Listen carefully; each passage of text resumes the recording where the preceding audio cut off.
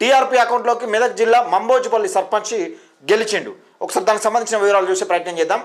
మెదక్ జిల్లా మంబోజుపల్లి గ్రామంలో నిర్వహించిన సర్పంచ్ ఎన్నికల్లో తెలంగాణ రాజ్యాధికార పార్టీ మద్దతుతో పోటీ చేసిన మారసరాములు ముదిరాజ్ ఘన విజయం సాధించారు. తన ప్రత్యర్థిపై 156 ఓట్ల ఆధిక్యంతో గెలుపొంది గ్రామ రాజకీయాల్లో కొత్త అధ్యయనానికి నాంది పలికారు. ఈ విజయంలో మెదక్ జిల్లా తెలంగాణ రాజ్యాధికార పార్టీ నాయకులు పాత్ర కీలకంగా నిలిచింది.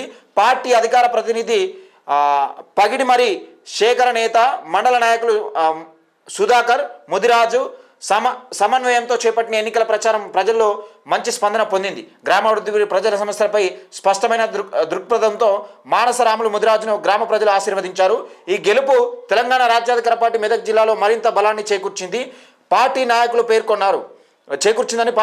పేర్కొన్నారు. గ్రామస్తులు నమ్మకాన్ని వమ్ము చేయకుండా పారదర్శక పాలన, సమగ్ర అభివృద్ధి లక్ష్యంగా పనిచేస్తామని నూతన సర్పంచ్ మానసరాములు ముదిరాజు తెలిపారని ఒక వార్తను చూస్తున్నాం.